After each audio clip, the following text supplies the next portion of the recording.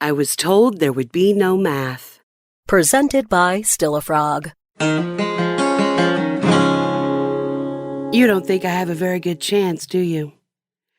I didn't say that, he replied. No, but you were thinking it, she sighed. No, I wasn't, he countered. So what were you thinking?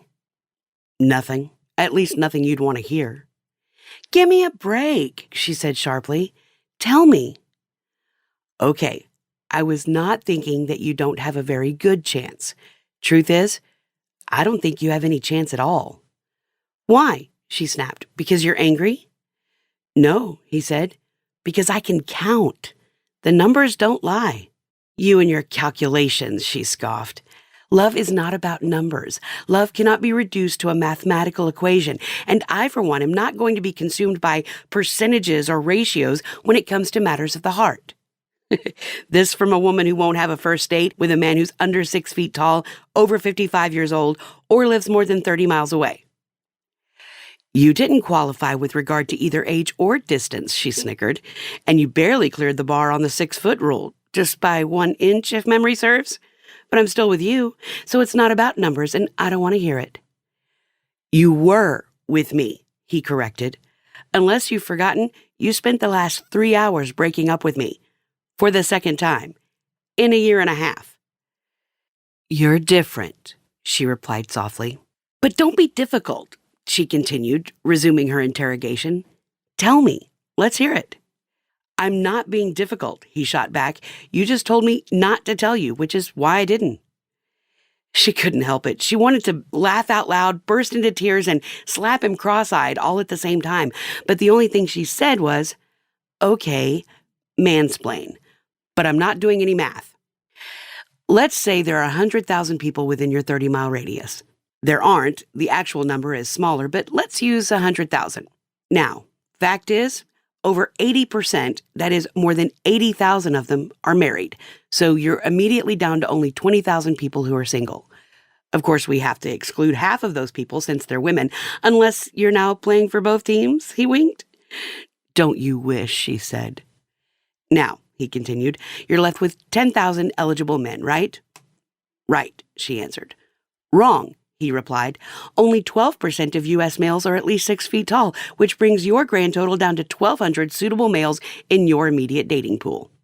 Seriously? Only 12? But wait, that's not all. Vonda, tell our guest about the parting gifts they've won.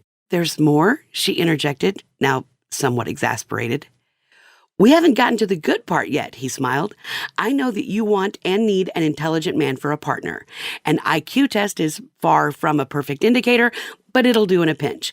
According to the most recent statistics, in the U.S., a score of 98 constitutes an average IQ. That's a normal IQ? She asked, clearly surprised. Yep, 98 is normal. So I'm sure you're going to extrapolate for me how that diminishes the odds of meeting my soulmate? You're catching on. Only about 1/3 of the population falls outside of the normal intelligence range, so that now puts you down to 400 eligible bachelors.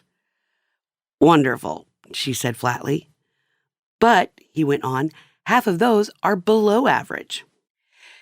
So you're saying that there are 200 guys total in my entire pool of potential mates? No, he snickered. You're forgetting about the age factor. There are 200 men that meet your location, height, and intelligence criteria, but that would be all the males, right up to 100 years old. Only 17% of them fall into your age range of 45 to 55. I was told there would be no math, she moaned. No, he laughed warmly. You said that you weren't going to do any, and you're not. I'm doing it for you. So to continue, 17% of the 200 men in your age range, that's 34 men in your pool, or should I say puddle, he smirked, many of whom, I'm probably not wrong in thinking, you already know, some of whom you may have dated, and there's even more, she nearly shouted. Oh, yes, he went on. These are just the big items, the ones that can be readily quantified, and we haven't even touched on the intangibles, and those are arguably the more important things. Things like wit, charm, education, ambition, income, health, physical fitness, the likelihood that he'll suddenly drop dead of a heart attack, hair, if that matters to you, and teeth. More often than not, the real deal killers are found on that list. But don't you think there's someone for everybody? She suddenly asked, her voice considerably less strident. Sort of, he smiled. I think there's nobody for anyone. Well, she replied, laughing again despite herself, if your intent was to convince me that we should try again rather than split up, then you may have succeeded. It wasn't, and I haven't, he said quietly. We both know you need to end this.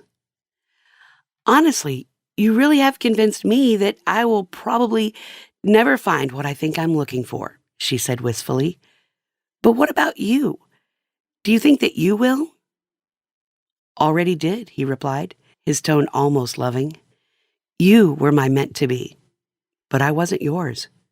So the question is, will I find it again? And the answer to that is, I have no clue.